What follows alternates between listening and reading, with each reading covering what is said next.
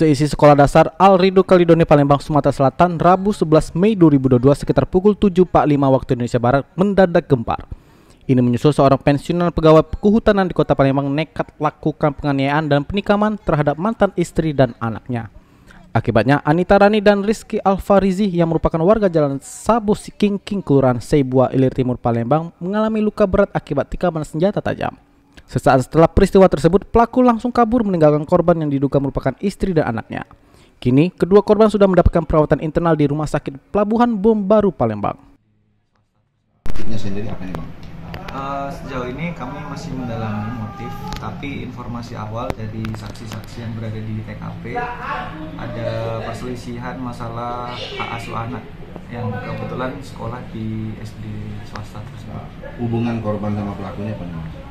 Korban kan ada dua, satunya yang perempuan ini adalah mantan istri dari pelaku, yang remaja yang laki-laki ini anak tiri, jadi anak dari korban yang perempuan tapi bukan dari anak dari yang pelaku.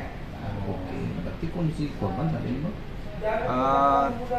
Kondisi terakhir kemarin sudah setelah kejadian langsung dilarikan ke Rumah Sakit Pelabuhan Bom Baru.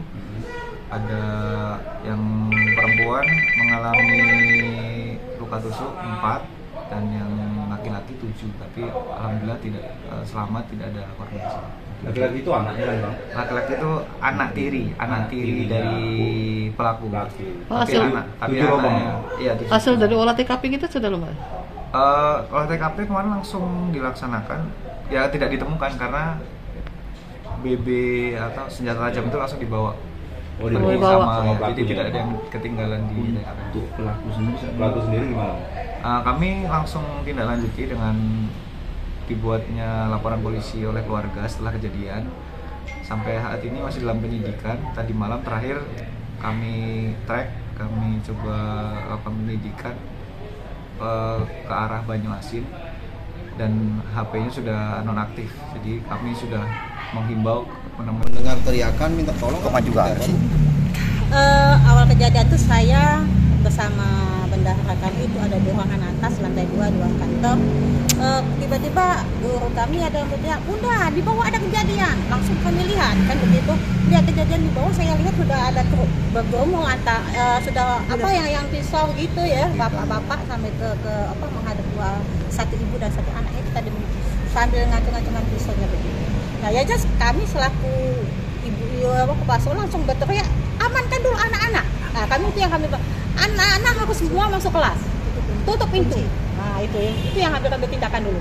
Langsung kami tuh, ini kita harus telepon siapa yang ada cari polisi ya. Cara ibu itu kan agak rasa biasa. Ya ini bunda Ros mencari menghubungi tentara yang dekat sini. Saya cari info yang kepolisian. Nah, sudah alhamdulillah saya kasih kabar ke polisian. Kejadian itu tadi ya, kejadian di sini kami lihat korban di bawah kan kami tidak pasti lihat karena di atas terusang. Saya juga takut dengan lihat darah sudah apa itu ya. Jadi saya tetap di atas sampai lihat gimana mesti menghubungi. Pas ibu lihat tahu itu wali murid. Saya yang nanya. Nah itu sudah mereka terkabar sudah selesai terkabar berdarah. Nah bapak itu kayaknya sudah selesai kali ya. Dia ngambil motor, ngambil anaknya pulang. Ayo nak, aku manggil apa dia? Pari ya?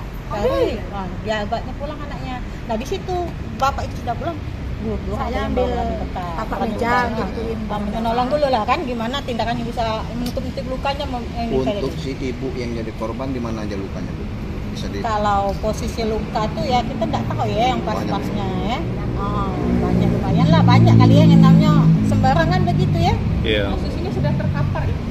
Nah akhirnya terkapar lah karena darah tuh tadi memang kami pesan nih jangan banyak gerak ibu. Nah tujuannya anak ingin kenapa takutnya darahnya kan. Jam berapa kejadian itu kalau berdasarkan CCTV yang kami lihat mulai pukul 7.39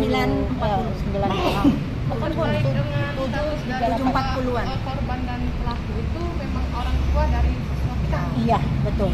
Jadi sepengetahuan kami kalau saya lihat selama ini si anak itu memang diantar oleh si bapak.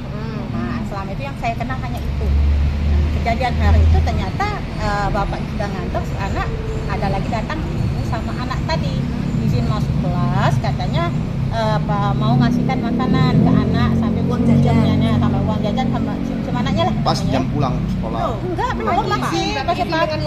7.38 tadi. Ya, Iji. Bu, berarti bapak itu